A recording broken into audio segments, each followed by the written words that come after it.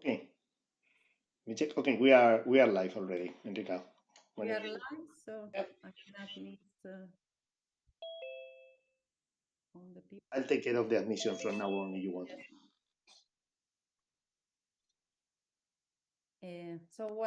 Let's start.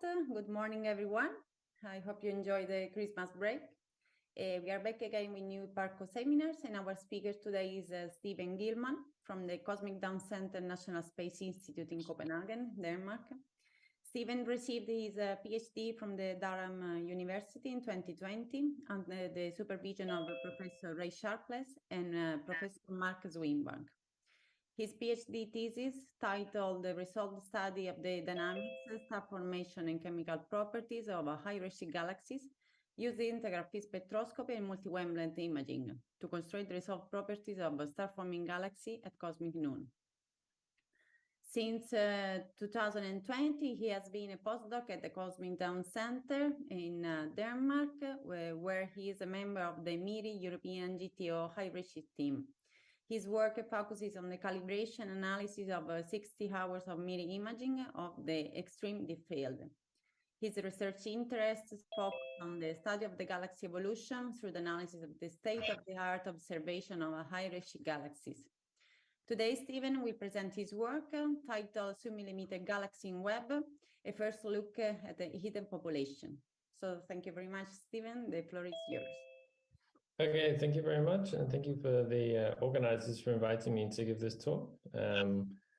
Yeah, so as you said, today I'm going to talk about a new project titled Sub-millimeter Galaxies with Webb that has really come to fruition in the last year with the data that we have been getting from the fantastic James Webb Space Telescope. So I think, but if we start back at the beginning, and we start in the late 1990s with really what is an SMG and what do we mean when we say we are studying these galaxies. So in the late 90s, shortly after the SCUBA-2 instrument, the SCUBA instrument was installed on the James Clerk Maxwell Telescope, a survey of nearby clusters, galaxy clusters, was done at around a redshift of 0.4 at sub-millimeter wavelengths. And the idea behind this was just to map the sub-millimeter sky. There was no kind of a priori intention to discover new objects. The idea was to just use the clusters to map the sub-millimeter sky, and then because you get the lensing magnification from the cluster, you'll be able to probe to much higher redshifts than before. And one of the things that was discovered in this, what turned out to be a very seminal paper in this field, is the observed source counts of sub-millimeter wavelengths at higher redshift was much higher than expected. So they predicted from this original survey that optical surveys that were currently probing at that time, high redshift 1 to 2-ish, star-forming galaxies was severely underestimating the amount of star formation that is going on in the universe. So this was in the late 90s, and following that, there were a number of Nature articles that came out following up this kind of groundbreaking discovery. So there were studies kind of probing their redshift at sub-millimeter wavelengths, trying to understand their number counts and all sorts of things. And this was, almost now 20 years ago, and to this day, we are still trying to understand this unique population of galaxies. So what do we know so far about SMGs? What do we mean when we say SMGs, and why are they so interesting? Well, we know that they peak at 850 micron or 450 micron. This is how they are selected. So the image shown here on the right is one of the first images in the Hubble deep field at sub-millimeter wavelengths. And you can see this bright excess in the southern region of the image, which is what they characterize as this sub-millimeter galaxy. And if you plot the spectral energy distribution of these galaxies, so the plot shown on the left, on the y-axis is the relative flux normalized to 850 micron. On the x-axis at the bottom is the rest frame frequency, and the top axis, normally used in optical astronomy, is measured in wavelength.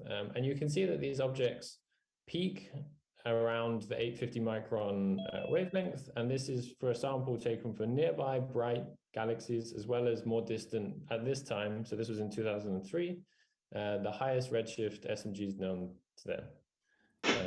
So this is how they were originally selected. Since then, we have learned that they are extremely far infrared luminous, which is given that they are selected at 850 micron, this is expected, but it's also found that they are incredibly optically faint. And this is due to the enormous dust content that is in these galaxies. So on the left is a plot of the spectral energy distribution of a number of SMGs across a broad range of redshift. And you see this peak in the far infrared and a very faint optical emission.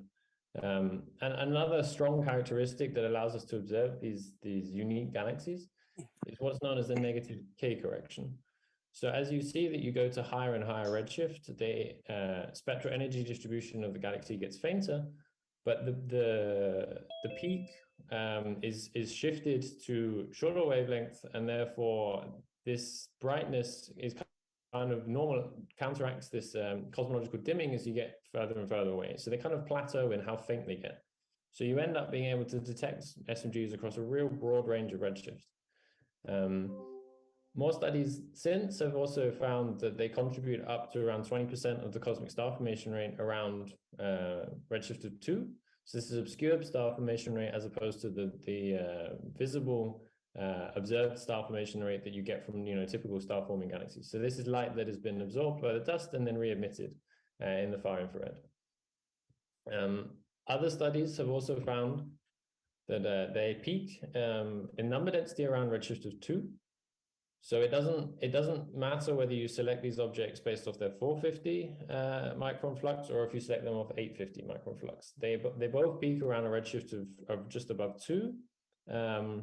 And this has been found in a number of studies. So this was work published by Jorge Zavala in 2018, and they compiled the studies that had been put in literature, as well as some simulations, or in this case, Galform, which is actually a semi-analytical model.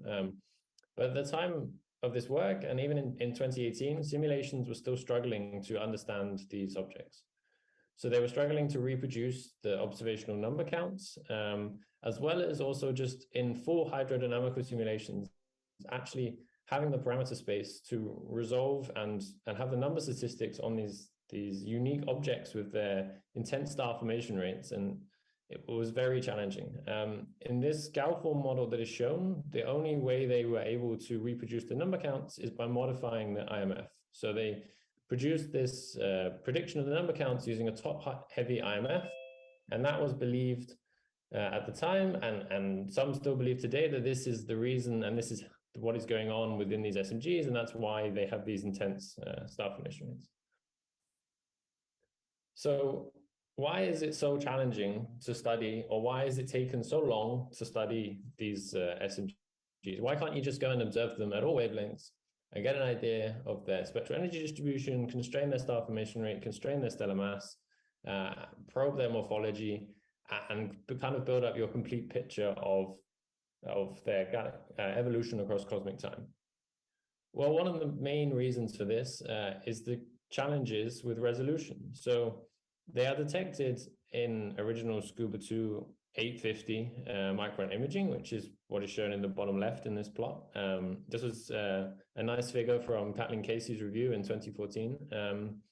And you can see that as you go up in wavelength, you go down in how sensitive you are. So your resolution dramatically increases. So in the bottom right, which is a VLA 20 centimeter image, the full width half maximum of the PSF in this image is around 36 arc seconds. Whereas if you compare that to the top left, which is a Subaru I-band image, the full width half maximum in that image is 0.5 arc seconds. So if we detect something in the Scuba 2 image, you can maybe find the objects in the other comparable resolution images, so the 450 or maybe the Spire imaging. But if you want to go to optical or shorter wavelengths, you see that this huge increase in the number density of sources, but also the resolution is much better. So how you actually identify the counterpart has been one of the huge challenges in this field. And one of the examples of the images like shown on the right is the image I showed before from the Hubble Ultra Deep Field. So if you imagine that is your image that you kind of have, and you try and find the sources from that image in, say, that I-band Subaru image, it's very difficult. But fortunately, in around 2011, so almost 10 years ago now, ALMA came along. So this plot shows the maximum angular resolution that the instrument can probe down to on the bottom x-axis. Along the top is the physical scale that corresponds to in kiloparsec at around redshift 2, because this is normally the peak in number density of SMGs. Then on the y-axis is the point source sensitivity in an 8-hour observation. And then on the second y-axis is the infrared luminosity corresponding around, again, redshift 2.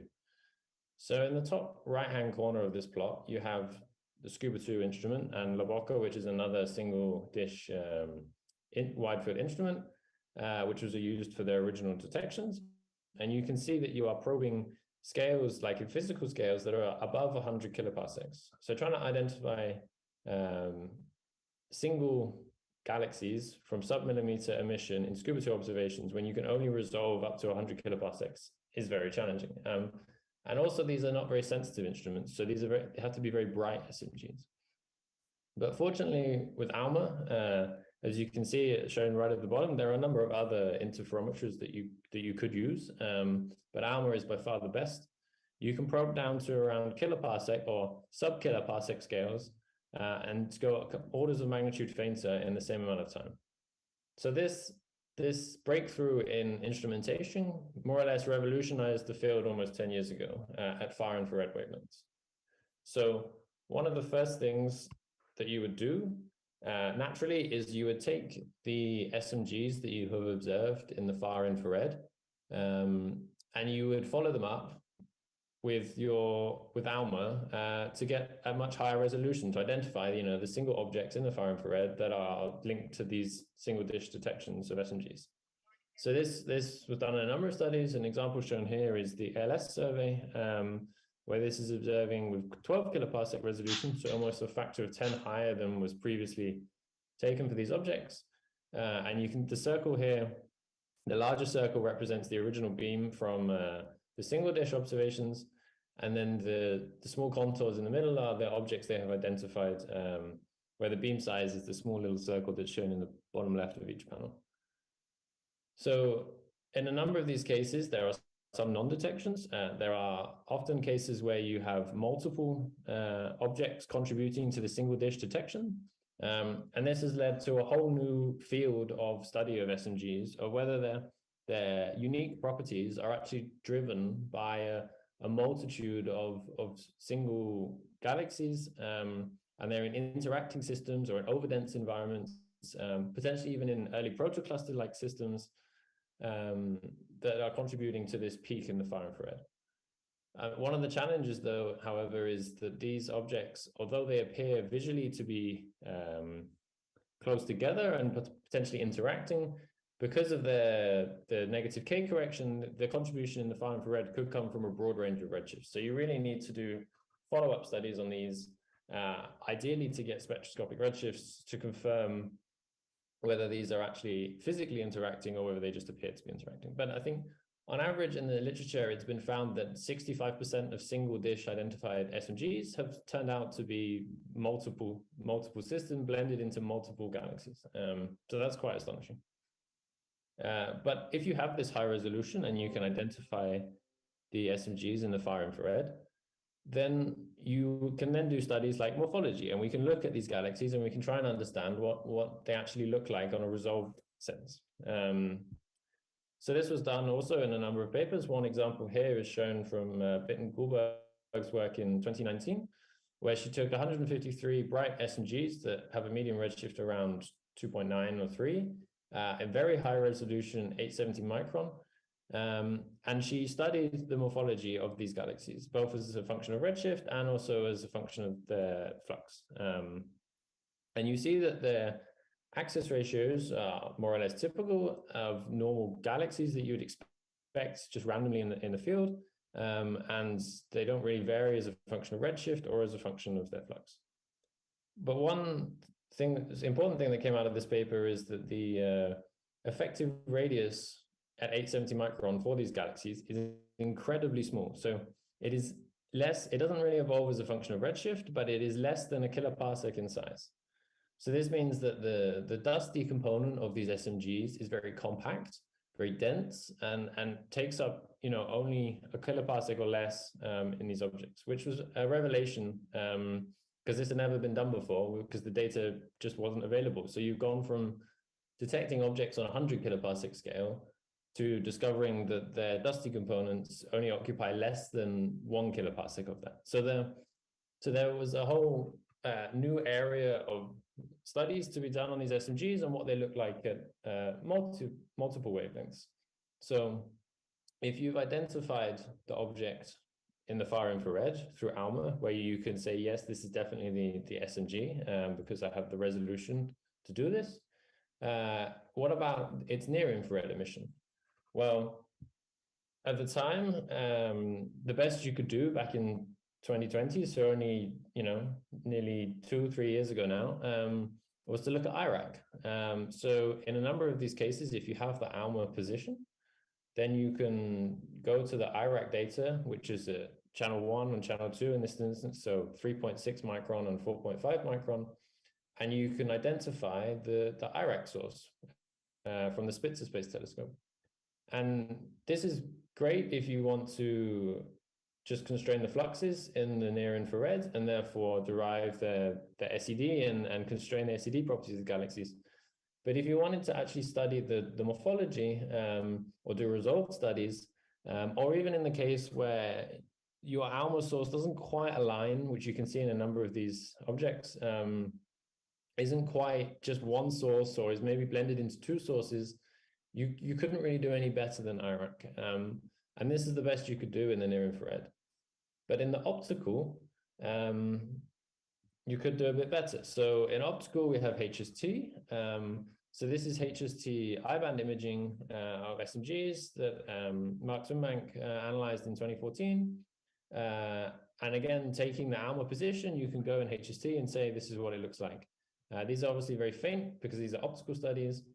But you can get an idea, you can do morphological studies of these objects, and you can constrain their optical or UV fluxes through this analysis, which is great, because before ALMA, this wasn't really possible. But one of the things that this doesn't give you is it doesn't actually give you an estimate of the morphology in the near infrared, or it's very short wavelength optical that you're actually probing, because these galaxies are around redshift 2. And this is I-band imaging, so around 800 nanometers, you're actually probing borderline UV emission from these galaxies.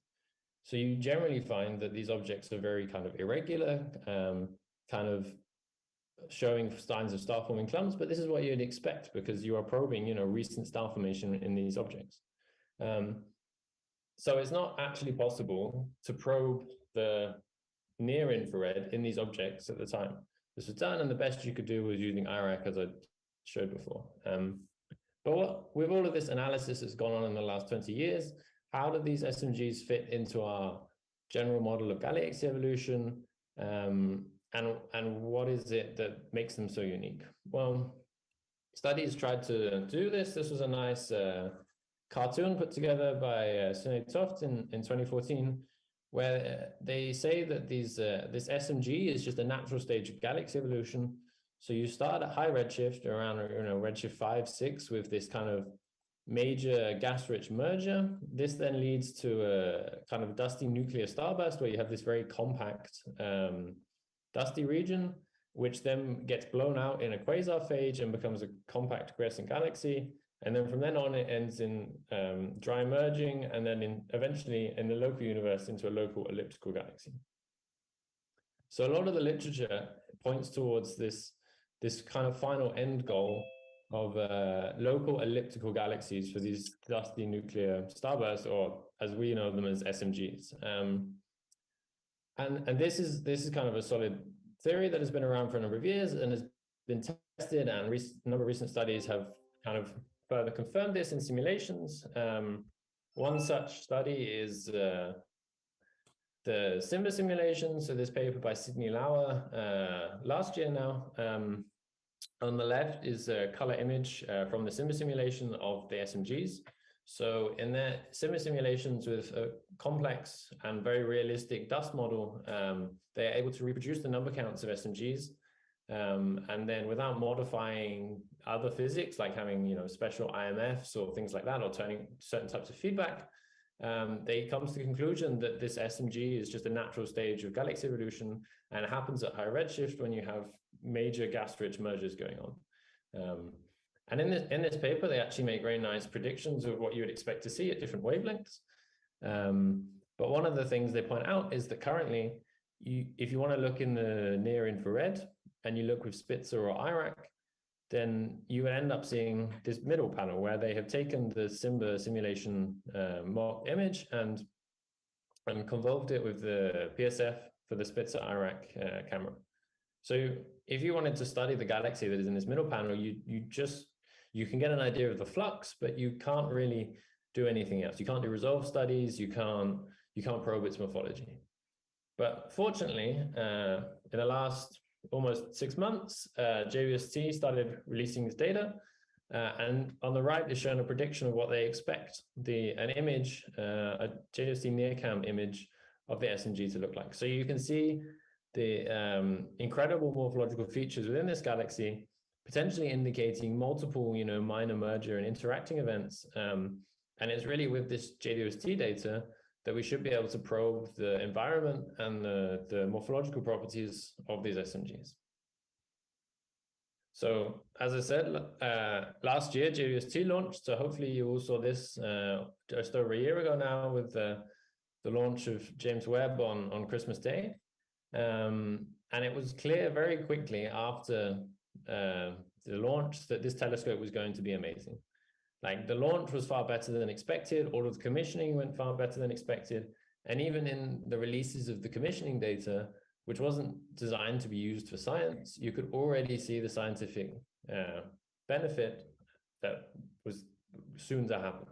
So one example is this image. This is the Spitzer IRAC Channel 1 image of a region that was just taken with the fine guidance star on James Webb during commissioning. And this is what it looks like with NearCam.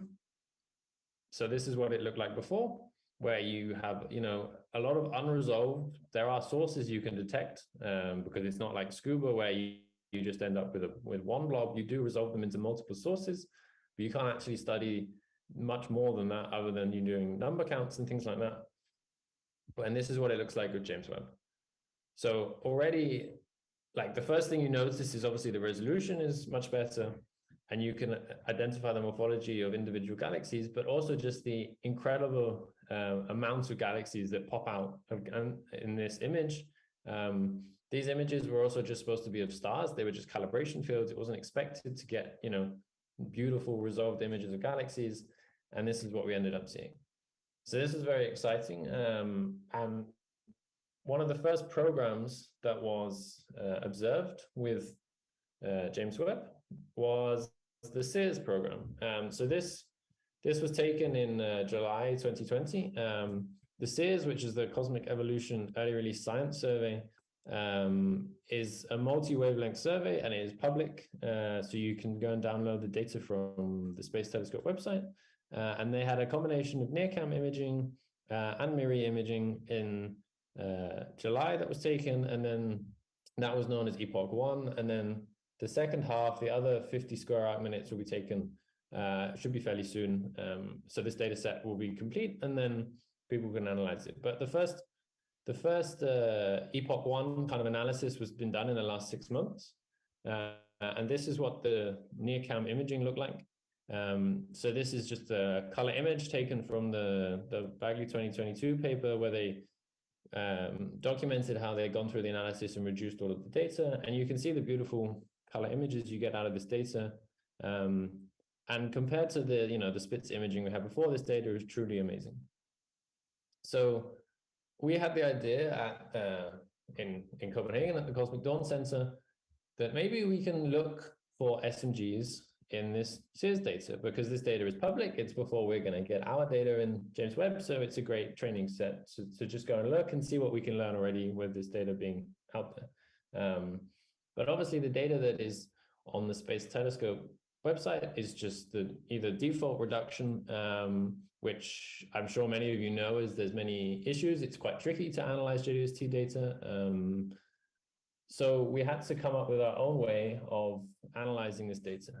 But fortunately, Gabe Brammer also works at the Cosmic Dawn Center, and he built the software known as Grizzly, which some of you may have used before, which was designed to analyze HST data. And in the last year, he has been reprocessing and testing this to now process JWST data and HST data. So using Grizzly, we were able to process the CERS imaging and then generate a catalog of sources, which contain around 26,000 objects. And then with all of this, including the HST, JWST data of these objects, we were able to fit their SEDs and get estimates of their redshifts. So the plot here on the left just shows the comparison between SPECZ and PhotoZ for the around 750 spectroscopically confirmed sources within CERS. And then the bottom right is just the redshift distribution for the two samples. So we now have a sample of 26,000 objects with PhotoZs that we are fairly confident are accurate. Like the outlier fraction in the plots is very low when you use HST and JWST data. So we could then search for SMGs within this very large sample. And this is great. So we found 52 Scuba 2, 450 or 850 pointings that fall within the CERS Epoch 1 near cam field of view. So they are covered by most of the near cam filters. And there is also other multi-wavelength coverage of this field. So there is radio, MIPS, IRAC, HST, and now JWST. But the only challenge with this field is there is no ALMA coverage. So when you have ALMA, you can just turn up the resolution and go, here is the far infrared object, and then you match that position, and you can just find it in your HST or JWST data, and the resolution of your data allows you to just select the object directly. But if you want to go from Scuba 2 before ALMA, then the old-fashioned method that was used is what's known as this p-value method. So this is where you take your single dish observation, so in this case, Scuba 2, and you calculate the probability given its magnitude, given the magnitude of a source in your new data set, so in this case, JWST, and its distance from your single dish observations beam center, you can calculate the probability that that object is just by chance in the same place, or that it is actually the object at that wavelength that corresponds to your single dish observation. This method works very well if you are going from far infrared to radio, or shorter wavelength far infrared. So for instance, to go from Scuba 2 to MIPS, this is great because the number counts that you have, the number density of sources in those fields is very low. So often you are saying, is this one object likely to be the one object that I detected? And more often than not, it is. So that's great. But this is very challenging if you do it to go into near cam, because rather than having one object, you have all of these objects. So on the left, the top is a 450 selected SMG, and on the bottom is an 850 selected SMG. So the green and blue circles are just at the positions of the 450 and 850 Scuba 2 pointing, and then highlighted with all the different symbols are all of the near cam objects that you identify in this frame. So if you were to just take the p-value of all these objects, p-values generally prefer slightly brighter and objects that are slightly closer to the center of the beam. So you would probably end up picking something that is not actually the SMG, because there are so many other sources in this frame that are closer and brighter to the center of the beam that you need some other information to pin down which object is your SMG in the near infrared. Well, luckily, like I said, this field has radio and MIPS and also IRAC. So you can include this information in your selection. So if you go from the Scuba 2 position to the MIPS position, you end up with a smaller beam size. And also if there's a radio counterpart to this, then you can add that in as well. And this actually lets you hone down to a pretty accurate and robust sample of near-infrared counterparts to your far-infrared SMGs. And to make this even more robust, we actually used the NIRCam colors to only select very red objects, because we expect these objects to be incredibly red because they're very dusty and very faint in the optical. And we used the predicted fluxes from the SED in the 850 and 450 bands to match to the original Scuba 2 observations as a further check that this counterpart we have identified in the NIRCam imaging is actually the SMG. And the final way we made this selection kind of more robust is we got 11 independent people to carry out the selection to go through the objects we found, and then we take a sample where we agree which one is the SMG. So from this analysis, from the 52 Scuba 2 positions that fall within SEERS, we found 44 NIRCam counterparts. Sometimes you find a multiple counterparts to the single Scuba 2 position. So as shown here on the left are the cutouts of all of the Scuba 2 SMGs, and then labeled are the IDs for the NIRCam objects. And in some cases, you'll see that there are multiple objects that fall within a Scuba 2 position. So then we can look at the redshift distribution of these objects, and we again find that it peaks at around redshift 2, which was expected. And we also have some species for these objects because they fall within 3D HT and S-fire or things like that. So where we have a specie for these objects, we use that is the redshift for the object. So now we have a sample of 44 NIRCam SMGs, and we can go and study things like morphology. And then in the future, we will do more advanced studies looking at their full multi-wavelength SED and also the environment of these objects. Because in some of these objects, we've also identified they are likely to be in protocluster environments. So the density of objects around the SMG that we have identified is very high, and they're indicating that these potentially are the start of very high redshift protoclusters. So that's very exciting. But for now, we've just looked at the morphology of these objects after going through the analysis of detecting them in the first place. So you can measure the morphology of objects in many different ways.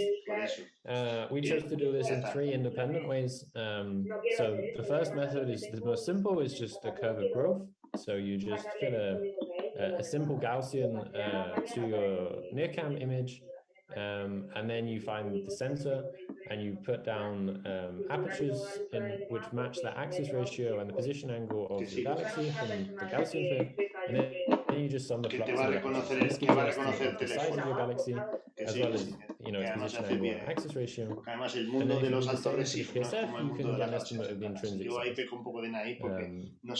We also use the StatMorph code, which is a bit more involved. This produces both non-parametric estimates of morphology, so also a curve of growth analysis, but it also measures things like concentration, asymmetry, and clumpiness, as well as more advanced non-parametric parameters such as Gini and M20, which I'll come to later. And then we also ran the GalFit-M software, which is very similar to GalFit, which I'm sure you've all heard of, but in this instance, because we have multi-wavelength data for each object, you can pass GalFit-M the images across the range of redshift, you specify, across the range of wavelength, you specify the range of wavelength, and then it does a multi-wavelength fit, and you end up with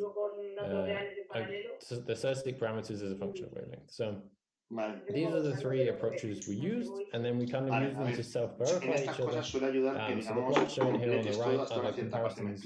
So starting in the top right is the comparison for the effective radius measured from GalFit-M from the statistic model to that measured from StatMorph for this statistic model, and the different colors represent the different flags that the different codes return.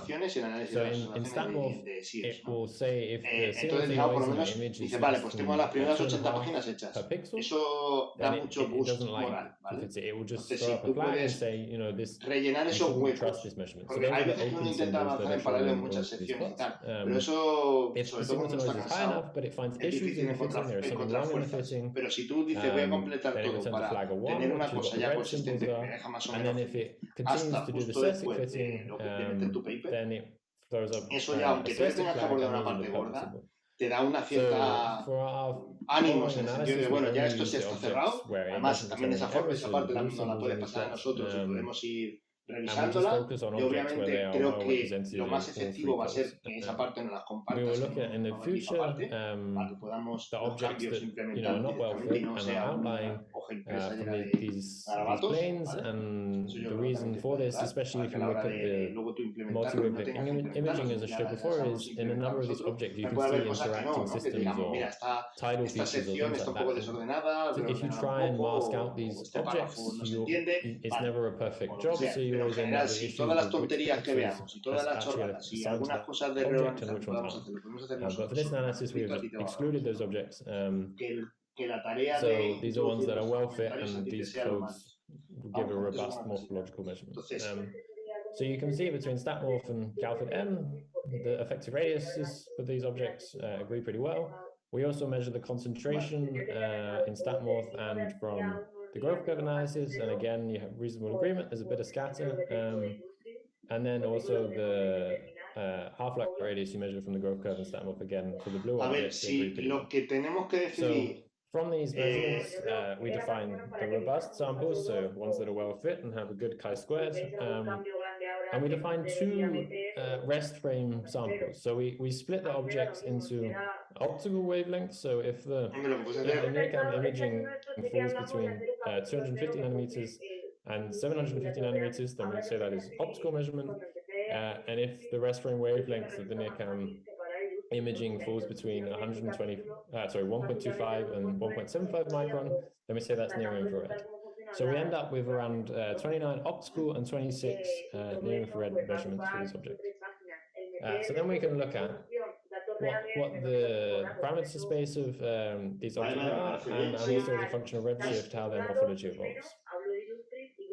So if we just, for starters, take the non-parametric morphology, so shown here on the left is the Gini and M20 parameters for these optical near-infrared samples, overlaid with the split between mergers, ellipticals, and kind of disk-like galaxies, where the individual points are the individual SMGs, and the squares are the average with the standard deviation. Que te podamos ayudar a tomar decisiones. So for those of you that don't know, the Gini parameter is just a quantity that basically quantifies the relative distribution of the pixel flux and the galaxy light distribution. Porque es lo que te, o sea, si tú por ejemplo tienes una duda de si habré contado suficiente de luces o no, me estaré pasando.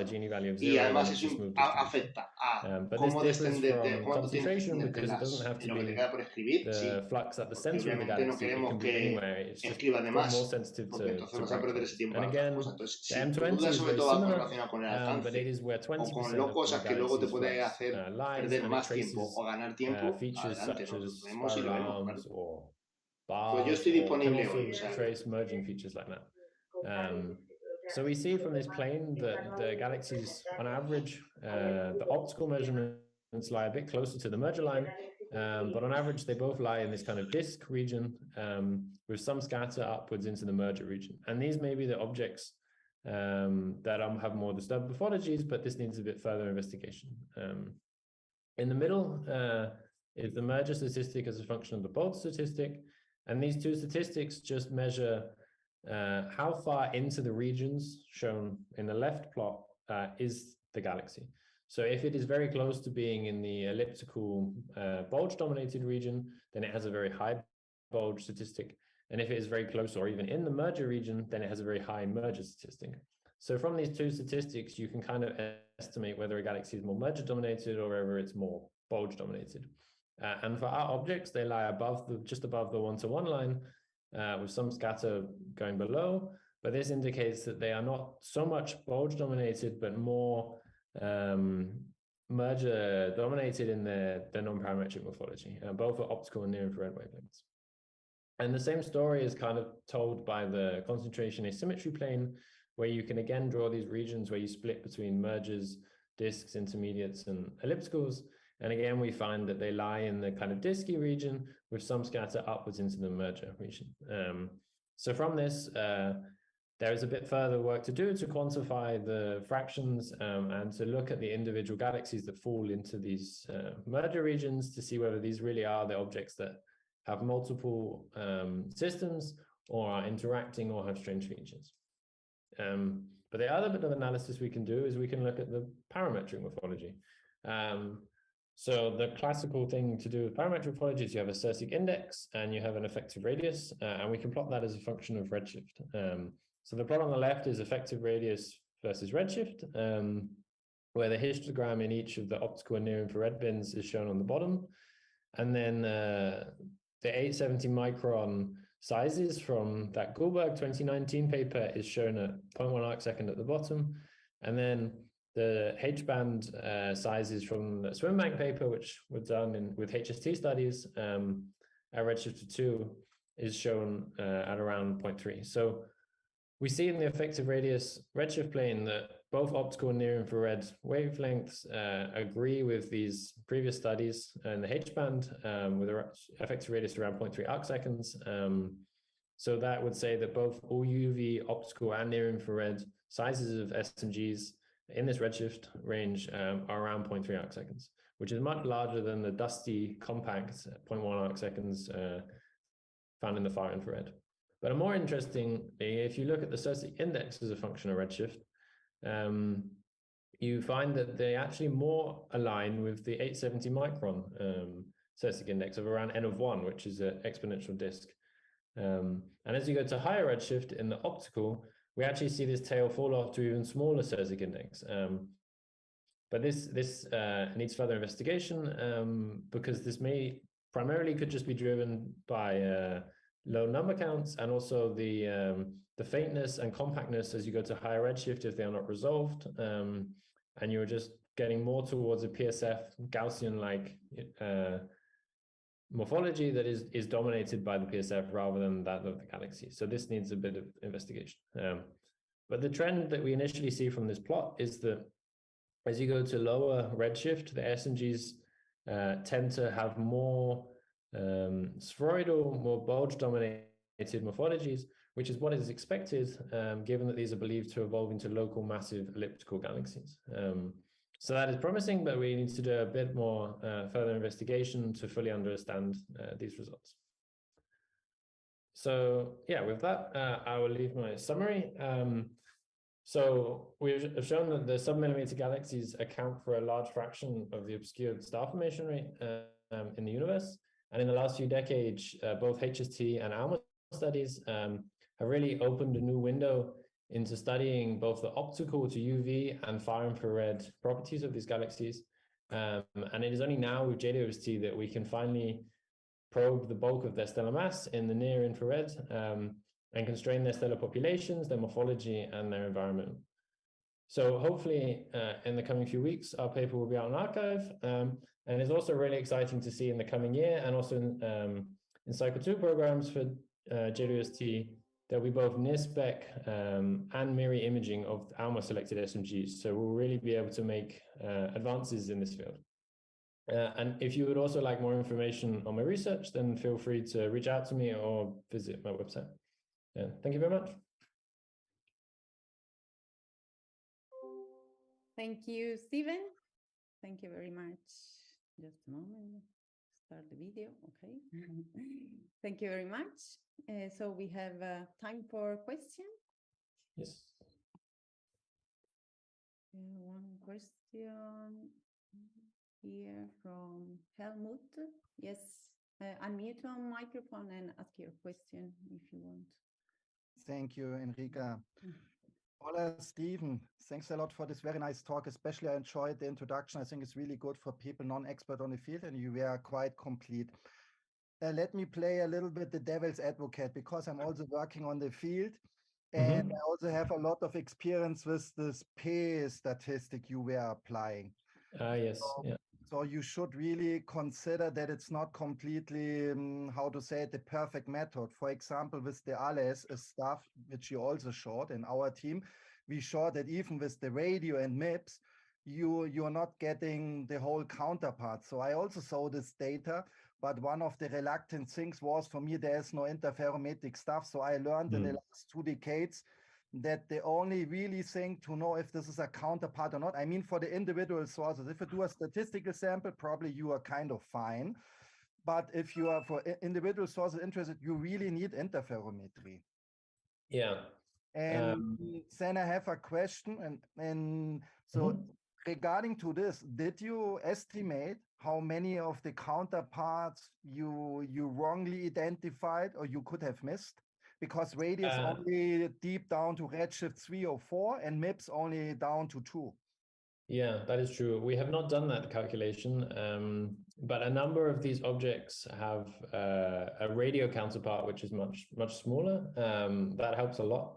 But also there's a paper from Jorge Zavala in 2018 that overlaps with this sample quite a lot, and they have identified the HST counterparts. So if you take their analysis as true, then you could just match the NIRCam to HST. But instead we tried not to do that. We tried to exclude the HST information in our selection, and then once we have made our selection, go back afterwards and compare our selection to theirs and see if we agree with what they picked through a completely independent separate analysis. And on that basis, we agree in most of the objects. I think there is a 20. I think it was maybe 21 HST objects that are also in this field that they have in their sample. So yeah, but we haven't done the misidentification calculation. Okay, thank you. And good luck for your future stuff. Thank you. Well, let's see if we have more questions. Maybe not. I have a short question. And in one of the last slides you showed before in the parametric, showing the parametric results. Yeah, this slide. Yes, this one. I was wondering in the typical effective size in kiloparsec of the optical near-infrared counterpart, to compare that with the dust size you showed before. I think it was like 1 kiloparsec.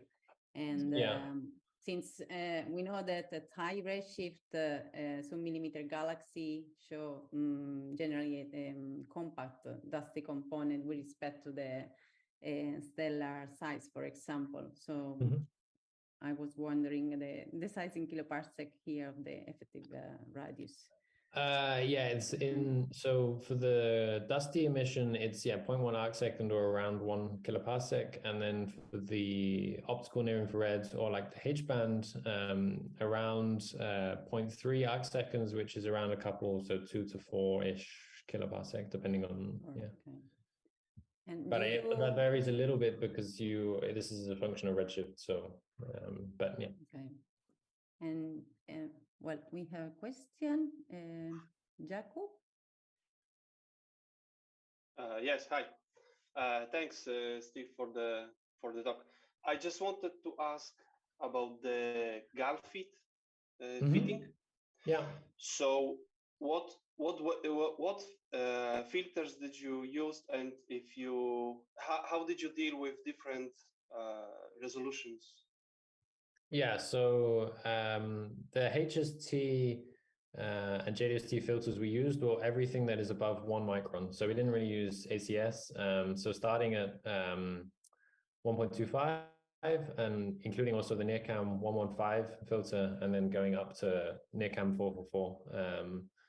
So, and then when we processed the data, everything was homogenized together onto the same 40 milliarcsecond pixel scale. So everything that goes through from the original analysis of the data in the data reduction all the way through to making the photos estimates, everything is done homogeneously. So they're all on the same pixel scale from that. Okay. And did you done the comparison with the statistic indices with the different wavelengths? Yes, there's actually not that much different. It's only really when you go to the shortest wavelength in NIRCam that you find the largest difference, because you're probing, it's much more sensitive and it's probing, clumps, and in some of these objects, they are well detected at 4 micron, and at 1 micron, or especially even in HST, there's nothing there, which is important to use the signal to noise per pixel criteria that we put in, because otherwise you're trying to make GALFIT M fit something that isn't actually there, is a non, could be, you would say it's a non-detection if you just looked at that image. So we exclude those images in the GALFIT M. So for some objects, we have every single wavelength, and then for other objects, we only have, say, the near cam ones, and it's not detected in HST, so we don't use the HST. Okay, thanks. So I think there are no more questions. I have another question. When you mention about the morphology of your galaxy, which you classify in as disk merger system, do you have any kinematic information of your sample, and did you check if they can be compared? I don't. Yeah. So we don't. To hand, we don't have any kinematic information. That could be something we could follow up in cycle 2.